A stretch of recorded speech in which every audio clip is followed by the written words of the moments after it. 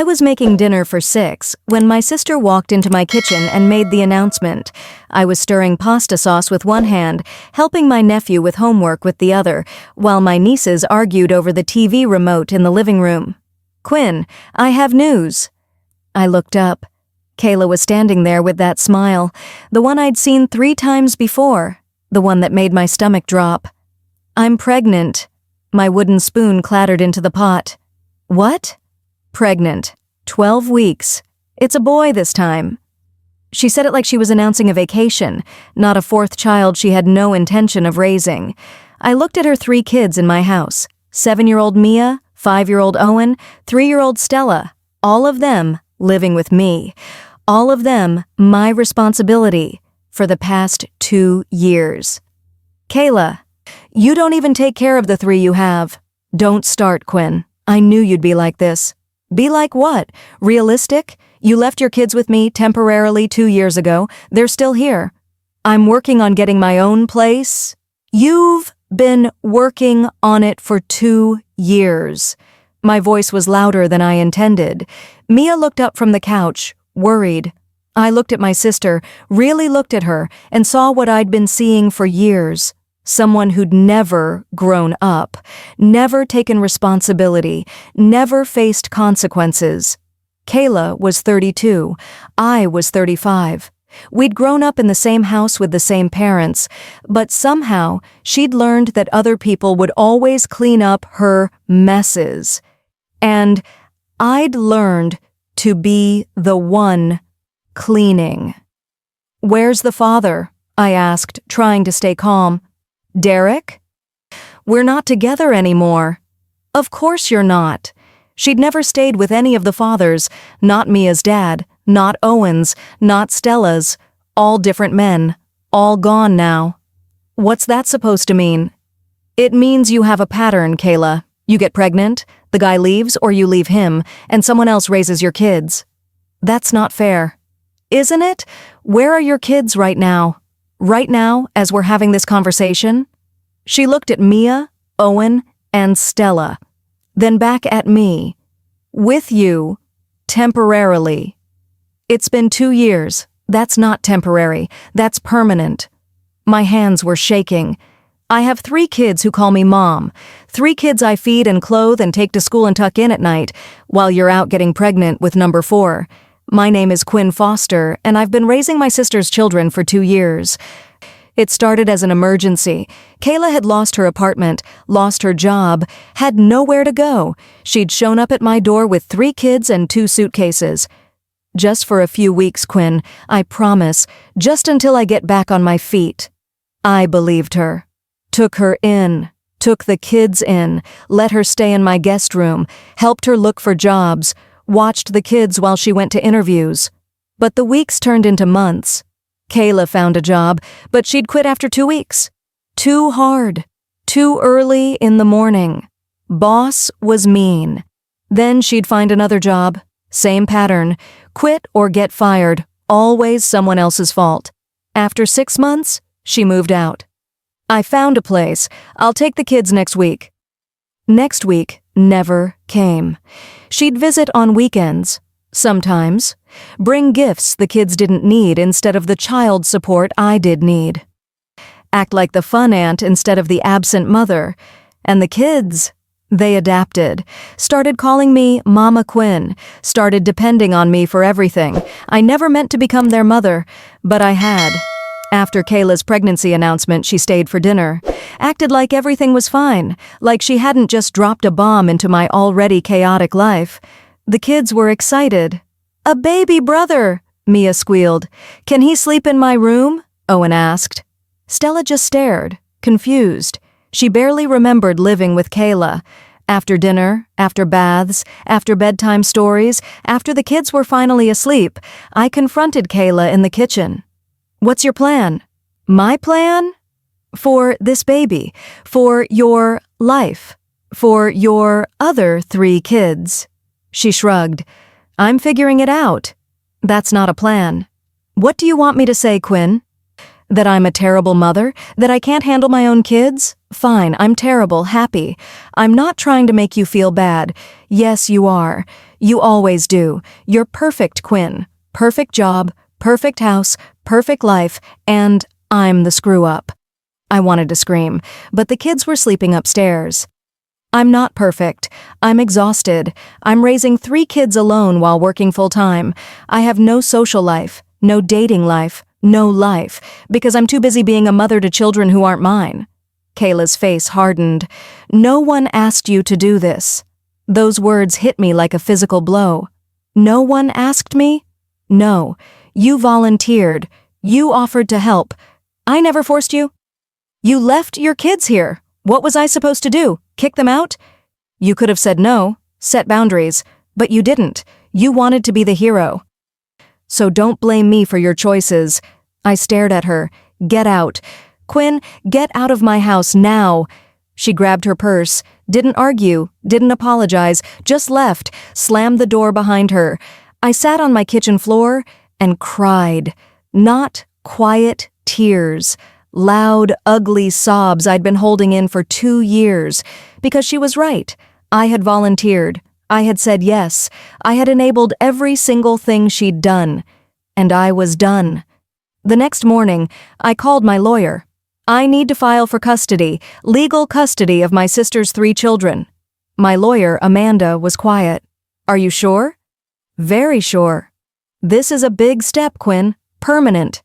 They've been with me for 2 years. They're already mine in every way except legally. I want to make it official. Filing for custody meant war. Kayla contested it immediately. You're trying to steal my kids. I'm trying to protect them. You don't take care of them. I'm their mother. Then act like it. Take them back, right now, today. She went quiet. We both knew she couldn't, wouldn't. The custody hearing was scheduled for 3 months out. In the meantime, I documented everything. School records showing I was the one attending conferences. Medical records showing I took them to doctors. Bank statements showing I paid for everything. Kayla visited twice in 3 months, brought gifts, stayed an hour, left. The kids barely reacted. My parents got involved, called me angry. You're tearing this family apart, my mother yelled. Kayla made mistakes. You can't punish her forever. I'm not punishing her. I'm protecting her kids. They're fine with her. They live with me, Mom. They have for 2 years. When's the last time you saw Kayla take care of them for more than an hour? Silence. My father tried a different approach. Think about what this will do to Kayla. She's pregnant, stressed. You're making it worse. What about what this is doing to me, to the kids? My parents had always favored Kayla, the baby, the one who needed more help, more attention, more grace. I was the responsible one, the one who didn't need anything, the one who could handle everything. So they let me handle everything, including raising Kayla's kids. The court date arrived. I walked in with Amanda and 2 years of documentation. Kayla walked in with our parents and no preparation. The judge reviewed everything: school attendance, medical care, living arrangements, financial support. Then she asked Kayla directly, Ms. Foster, where do your children currently live? With my sister, temporarily. For how long? About 2 years. And why haven't you taken them back? Kayla looked at our parents. They couldn't help her. I'm working on getting a stable place, a better job. I want to give them the best. But currently, who provides their daily care? My sister. Who pays for their expenses? My sister. Who attends their school events, doctor appointments, and daily needs? Kayla's voice was barely a whisper. My sister. The judge made her decision quickly. I'm granting full legal custody to Quinn Foster. Ms. Kayla Foster will have supervised visitation rights every other weekend, supervised by Ms. Quinn Foster or another approved adult. Kayla sobbed in the courtroom. My mother glared at me like I'd committed murder. My father wouldn't look at me at all, but I felt relief. Finally, legal protection for these kids, legal authority to make decisions, legal acknowledgement of what had been true for 2 years. They were mine. Outside the courthouse, Kayla confronted me. You took my kids. You gave them to me 2 years ago. I'm just making it official. I'm still their mother. Then be their mother. Visit them. Call them. Show up. The court said you could, but you have to actually do it. She walked away crying.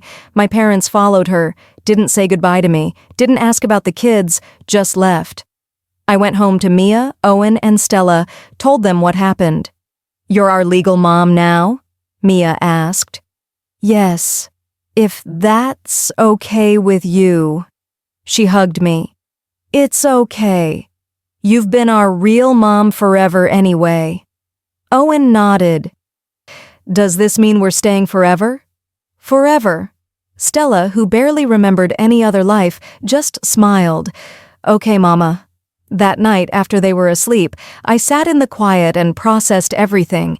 I'd just legally adopted 3 kids, taken on permanent responsibility, changed my entire life, and I felt peaceful.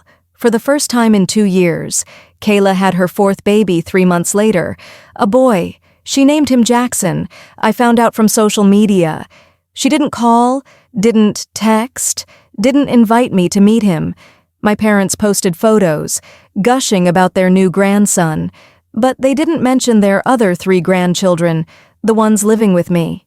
I showed Mia the photos. That's your baby brother. Can we meet him?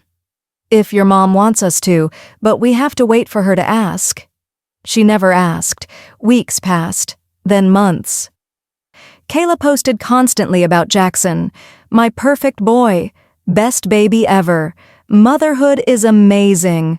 Meanwhile, she hadn't visited Mia, Owen, or Stella once since the custody hearing. The kids noticed. Why doesn't Mom want to see us? Owen asked one night. She's busy with the new baby. But we're her kids too. I know, sweetie. Sometimes adults make choices that don't make sense, but it's not about you. You didn't do anything wrong. He cried himself to sleep. I wanted to call Kayla, scream at her, force her to see what she was doing, but I didn't. Because I'd learned something. You can't force people to be better. They have to choose it themselves.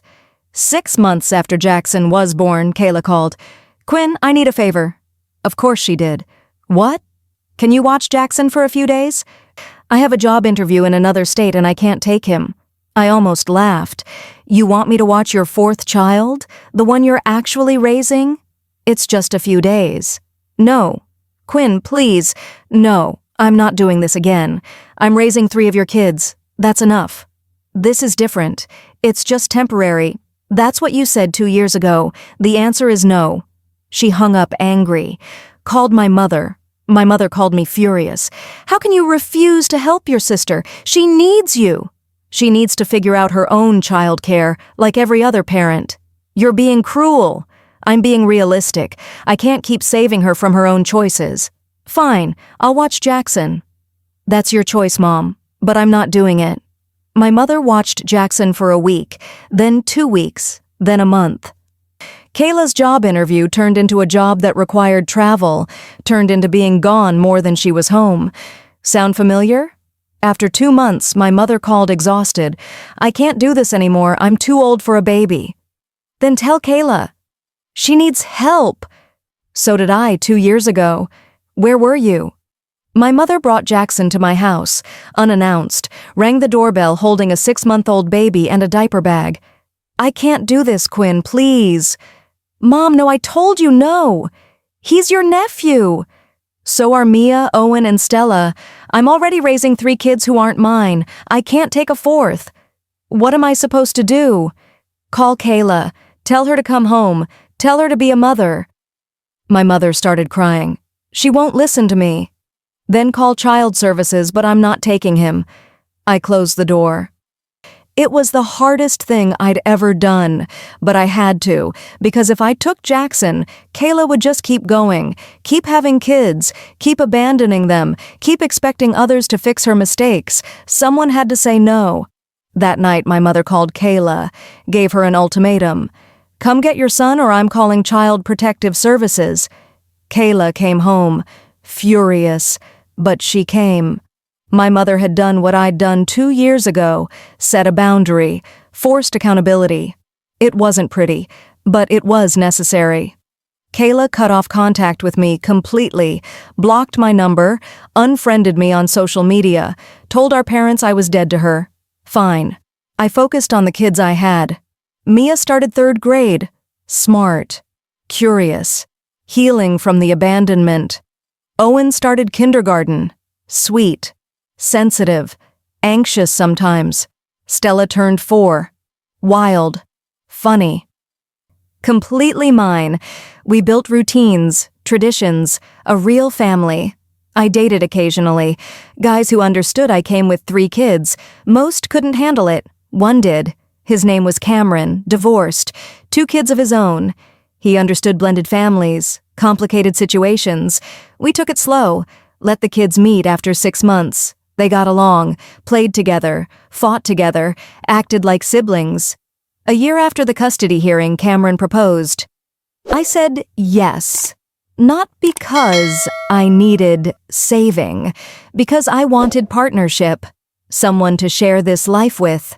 We got married quietly, small ceremony, just our kids and a few friends. My parents weren't invited. They'd chosen Kayla's side. That was their choice. The kids were flower girls and ring bearer. They loved every minute. Cameron legally adopted all 3 of them. They took his last name. Became Mia, Owen, and Stella Montgomery. They were thrilled. Real family, real permanence, real security. 2 years after the custody hearing, I saw Kayla at the grocery store. She was alone. No Jackson. No kids at all. She saw me. Froze. I could have walked away, avoided the confrontation. But I didn't. Hi, Kayla. Quinn. Awkward silence. Then, how are the kids? They're great. Mia's in 4th grade now. Owen's in 1st. Stella's in pre-K. That's good. More silence. I got married, I said. Cameron adopted them. They're Montgomerys now. Her face crumpled. You let someone adopt my kids? You gave them up, legally, 2 years ago. I didn't give them up. I lost custody. Because you didn't take care of them. She started crying right there in the cereal aisle. I miss them. Then visit them. You have visitation rights. It's supervised. That's humiliating. It's protecting them. You haven't visited once in 2 years. Because it's too hard. Being a parent is hard. You don't get to quit because it's hard. She wiped her face. Where's Jackson? With my mom. I'm working 2 jobs, trying to save money. For what? To get them back, to prove I can do it. I wanted to believe her, but I'd heard this before. Kayla, they're happy, stable, loved. Please don't disrupt that. They're my kids. On paper, but in every way that matters, they're mine. After that encounter, Kayla tried, started visiting, every other weekend like the court ordered, supervised by me or Cameron. The first visit was awkward. The kids didn't know how to act around her. Stella barely remembered her. Owen was polite but distant. Mia was angry. Why are you here now? I've always wanted to be here, I just couldn't. That's a lie. You just didn't want to. Kayla looked at me for help. I didn't give it. This was between them. Over the next few months, visits got easier. Not perfect, but better. Kayla learned to just play with them, not make promises, not overstep, just be present. One day she asked, "Can I take them for a weekend, unsupervised?" No. Why not? I'm their mother. Because trust is earned. You haven't earned it yet. She was angry, but she kept visiting, kept showing up, kept trying. I noticed something changing in her. Less defensiveness, more accountability, more genuine effort. After 6 months of consistent visits, she asked again, "Can I take them for one afternoon, just to the park? You can come if you want." I thought about it. Okay, but I'm coming. The park visit went well. Kayla was attentive, present, actually engaged with the kids, not on her phone, not distracted, really there. After, she asked, "Can we do this again?" "If you keep showing up consistently, yes." She did. Every weekend for the next 6 months. Always supervised. Always appropriate. The kids started softening toward her, started trusting her again. Just a little. One day, Mia asked me, "Is Mom different now?" "I think she's trying to be." "Do you trust her?" I thought about it honestly. Not completely, but more than I used to. Me too. After a year of consistent visits, Kayla asked for unsupervised time. Just a few hours. I consulted Cameron, the kids, my lawyer. Everyone agreed she'd earned a chance. The first unsupervised visit, I was anxious. Checked my phone constantly. But Kayla brought them back on time. Fed. Happy. Safe. "Thank you for trusting me," she said. "Don't make me regret it." She didn't. Kept being consistent, reliable, present. It wasn't perfect, but it was progress. 2 years of consistent visits. Kayla had changed. Not completely, not perfectly, but genuinely. She'd found a stable job, kept it for over a year, found a small apartment, started therapy, took parenting classes, actually worked on herself. One day she asked, "Can I have them overnight? Just one night, I'll bring them back tomorrow." I'd been dreading this question. Let me think about it. I talked to the kids. They were excited, nervous, but excited. I talked to Cameron. "It's your call, but I think she's earned a chance." I talked to my lawyer. The court would support it. She's complied with everything. I said yes. The kids packed overnight bags. Mia reminded Kayla of their bedtimes. Owen made sure she had his stuffed bear. Stella just hugged her tight. They left. I cried, not from sadness, from fear, from letting go of control. Cameron held me. They'll be okay." They were. Kayla brought them back the next day. On time. Rested. Happy.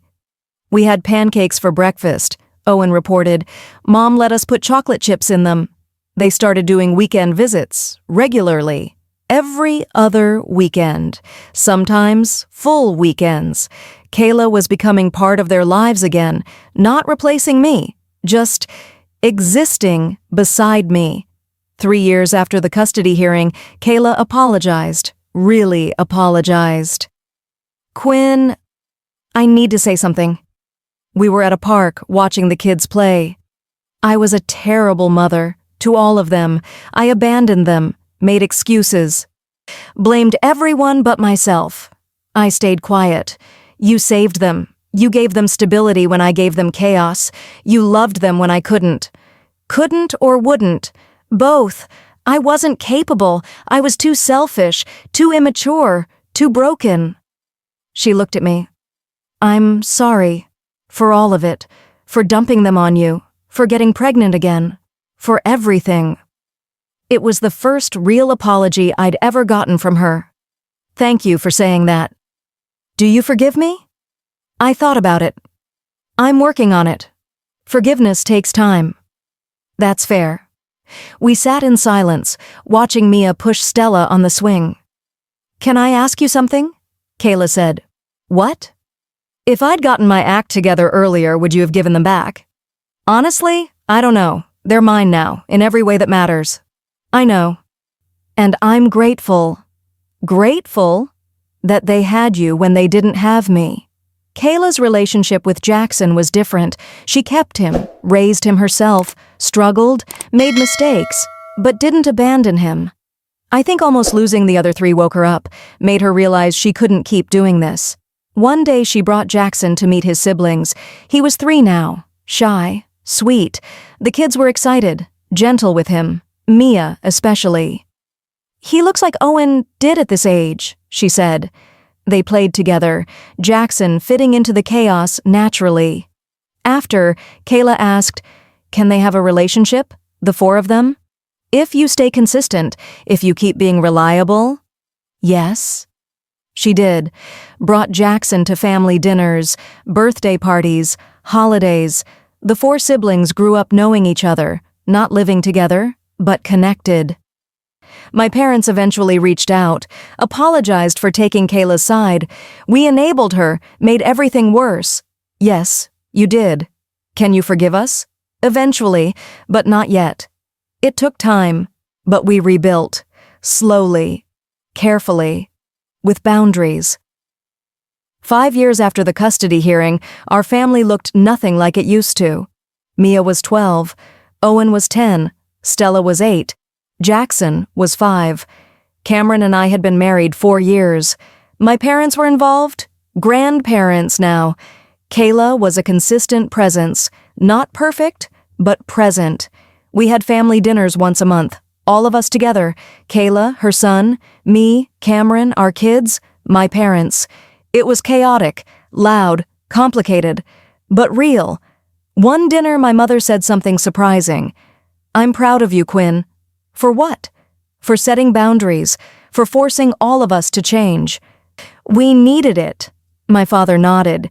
"We failed you, and the kids, but you didn't fail them." It was the acknowledgement I'd needed years ago. Kayla added, "You're the best mother I know. I'm trying to be more like you." I didn't know what to say, so I just said, "Thank you." That night, putting Stella to bed, she asked, "Mama, are we lucky?" "Why do you ask?"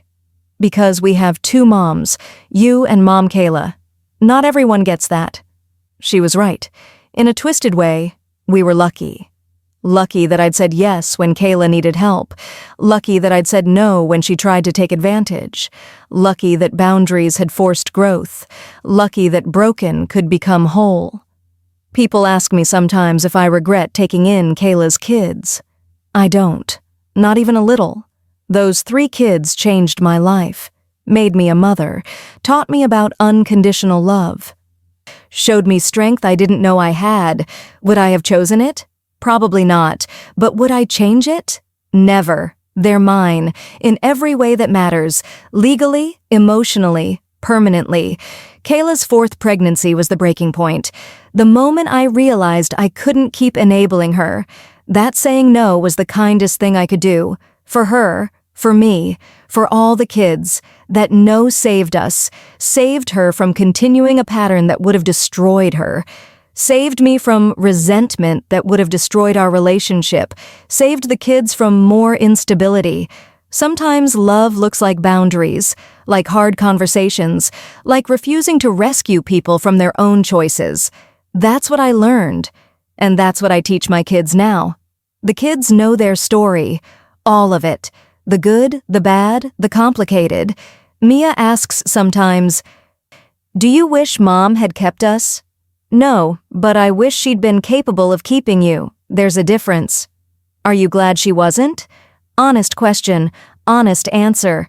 "I'm glad I got to be your mom, but I wish the circumstances had been different." Owen asks, "If Mom wants us back someday, would you give us back?" "You're legally mine. That's not changing. But if someday you want to live with her, we'll talk about it. As a family." Stella doesn't ask questions. She just knows. She's known since she was tiny. That I'm her mom. That Kayla is something else. Something smaller. Something that visits. They're okay with it. The ambiguity. The complexity. Because kids are resilient, adaptable. They just need consistency. Love. Security. I gave them that. Kayla couldn't, but she's giving them what she can now. And that's enough. 7 years after the custody hearing, Kayla got married to a man named Paul, stable, kind, good with kids. They had a small wedding. She invited us. I went. So did Cameron and the kids. It felt strange, watching my sister promise forever to someone, knowing she'd struggled to keep promises to her own children. But Paul was good for her, grounded her, helped with Jackson, treated the other 3 kids like they mattered. After the wedding, Kayla pulled me aside. "Thank you for coming. Of course, I know things have been complicated, but I want you to know something." "What?" "You're my sister, but you're also my kid's real mom, and I'm okay with that." She started crying. "I'm grateful they have you, because I couldn't be what they needed, but you were." It was the most mature thing I'd ever heard her say. Thank you for saying that. I mean it. I'll always be their birth mother, but you're their mom, and I'm okay with that. We hugged, really hugged, for the first time in years. It felt like healing, like closure, like acceptance. The kids are teenagers now. Mia is 16, independent, strong, planning for college. Owen is 14, artistic, sensitive, still anxious sometimes. Stella is 12, bold, funny, completely herself. Jackson is 9, sweet, curious, part of the family. They all know the story, how they came to live with me. Why? What happened? They're not angry at Kayla.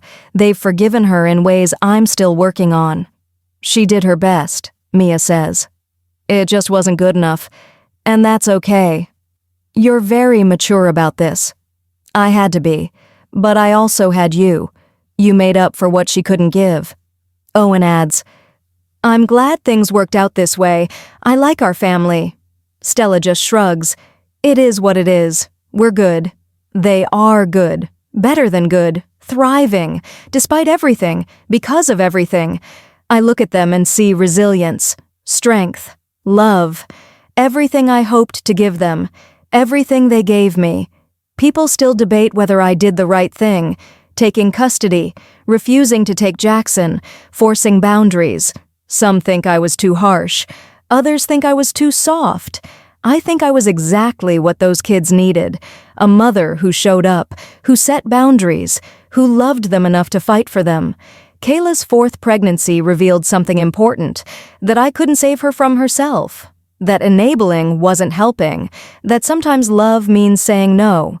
My sister announced she was pregnant for the 4th time, and I was so fed up with raising her kids that I said no, set boundaries, filed for custody, changed everything.